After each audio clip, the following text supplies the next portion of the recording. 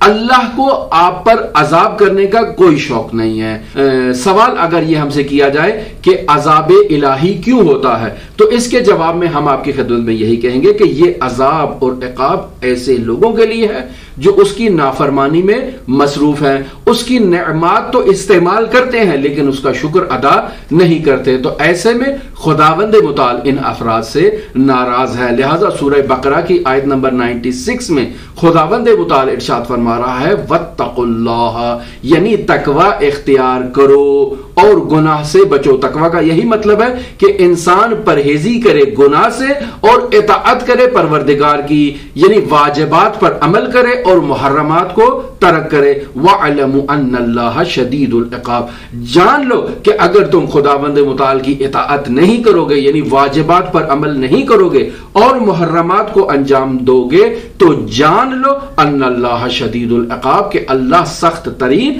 عذاب نازل کرنے والا ہے اور عذاب کرنے والا ہے۔ تو اللہ کو آپ پر عذاب کرنے کا کوئی شوق نہیں ہے۔ ما یفعل اللہ بعذابکم، یعنی اللہ کو تم پر عذاب کرنے کا کوئی شوق نہیں ہے۔ ان شکرتم وآمنتم وکان اللہ شاکرا علیما، یعنی سورہ نساء کی آیت نمبر 147 میں خداوند متعال ارشاد فرما رہا ہے کہ اگر تم خداوند متعال کے لطف احسانات پر شکر گزار ہو اور ایمان لاؤ تو خداوند متعال کو تم پر عذاب کرنے کا کوئی شوق نہیں ہے۔ خداوند متعال کے لیے ہمیں یہ ہمیشہ تقاضا کرنا چاہیے کہ ہمیں شکر کی توفیق عطا فرما، ہم تمام مخلوقات کے ساتھ نیکی کریں۔ بس اس آیت کے پیش نظر وہ لوگ جو عذاب سے نجات یافتہ ہیں وہ کون لوگ ہیں؟ یہ وہی لوگ ہیں کہ جنہوں نے اس دنیا پر تقوی اختیار کیا، پرہیزگاری کی، گناہوں سے دوری اختیار کی، خداوند متعال کے احکامات پر عمل کیا۔